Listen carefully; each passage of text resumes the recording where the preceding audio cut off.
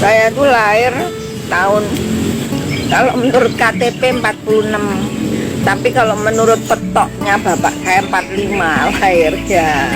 Jadi saya waktu mulai kecil itu saya memang sudah berlatih ya dari bapak saya.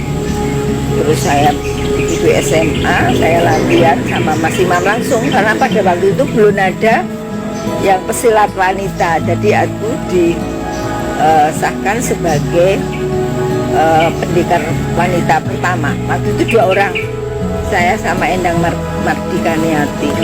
Itu tahun 65 apa ya? Ya, pokoknya yang disahkan Mas Imam itu Mas Maji, terus saya sama Mas Wiono. Saya di bawahnya Mas Maji sama Mas Wiono. 65 apa ya, 64 lupa saya. Pokoknya antara itulah. Jadi termasuk Sri Kandi pertama di Satati nggak Mbak Riris ya? Nggih. Terus berjalannya waktu saya langsung ke Jakarta, saya bekerja, saya nikah. Tapi biarpun begitu kita tuh dulu kental banget ya persaudaraannya SHT itu. Setiap berapa bulan tuh kalau Mas Imam tuh nimbali, dulu kan belum ada telepon, belum ada HP. Tapi lewat nggak tahu lah, gua nggak tahu. Ujuk-ujuk aku kepengen sowan Mas Imam gitu. Bener begitu aku teman Mas Imam tuh, nah jenengan niku sare mawon, jadi wong bisa niki pun nonton wekdal Mas gitu ya, gitulah ceritanya. Ya kita namanya orang SHT itu ilmu tuh harus kita cari sendiri, jangan sampai kita menunggu oh dikasih ini, itu kan namanya kayak doktrin ya. Tapi kalau SHT itu enggak, kita untuk memperdalam itu harus datang pada orang yang tepat dan orang yang betul-betul bisa kita ugemi mendikan. Jadi kelittingan dari Mbak Riris sendiri mungkin kalau bisa kasih tahu siapa aja Mbak Riris? Kalau perempuannya cuma berdua, Mas Wiono, Mas Sakti, banyak lah tapi udah banyak yang meninggal. Pokoknya kalau nggak salah ada sih catatannya, aku murah ngomong catatannya ono. Termasuk Mas Maji juga Mbak Riris? Mas Maji itu di atas saya dulu Mas Maji, baru tahun berikutnya saya Mas Wiono, Gigot itu adiknya Mas Imam. Ya mungkin untuk terakhir Mbak Riris, mungkin bisa sampaikan pesan dan pesan untuk dulur-dulur PSHT khususnya yang ada di Banyumas Raya Mbak Riris. Ya kalau menurut saya berlatihlah terus ya, ikuti sistem pelatihan kan sekarang udah berubah ya. Sekarang udah enak loh, pakai matras, pakai apa jenenge kayak di apa? Peceng gitu. Dulu ora ono matras ini kabupaten ya, nggak ada matras, nggak ada pecing. Kalau kita ditendang ya harus pakai tangan gini tendangnya, kalau salah ceklek ya salah dewe gitu ya. Tapi yang penting dulu semangatnya itu memang ada.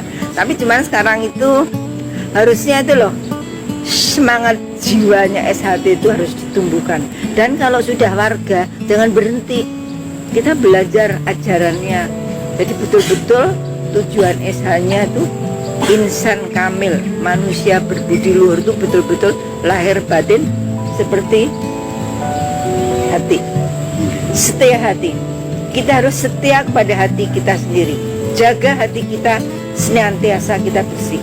Kalau hati bersih, kita tidak ada rasa iri, rasa dengki, sehingga yang ada itu kasih sayang di antara semua.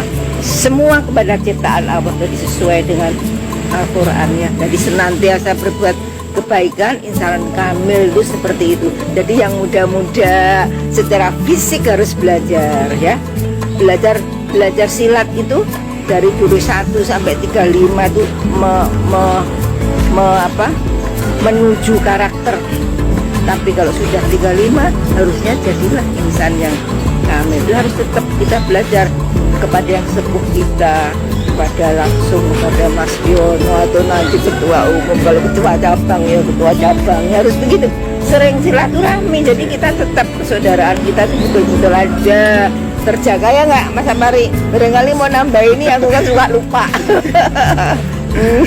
Gitu, jadi tetap semangat walaupun ada goncangan-goncangan, itu biasa dalam hidup ini. Tapi sebagai seorang warga, simbol kita di Sumel gini, setiap hidup itu permasalahan pasti ada, tapi kita harus bisa menyelesaikan masalah itu yang tidak perlu kita kesampingkan. Kan tali apa wangso ya, kita harus bisa melepaskan semua rintangannya gitu, Ya, ya kan? Mbak Riris. Gitu. Terima kasih Mbak Riris. Mungkin ada tambahan dari Ya, Mas Mas Safari Safari, pesan dan kesan untuk Desa Trate khususnya di wilayah Pertama, kondisi sekarang itu hiruk pikuk organisasi SLT lagi sumeng, istilahnya lagi ada prahara ya. Jadi kita senantiasa harus tetap loyalitas pada pimpinan kita sesuai ADART, jangan sampai kita istilahnya di Banyumas Raya itu terlalu euforia sekali, jadi memancing permasalahan di sosmed ya.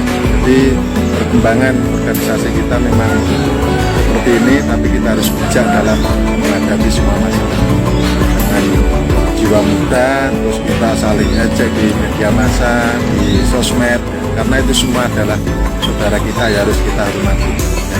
Beda pandangan biasa ya, tapi persaudaraan itu harus kita jaga.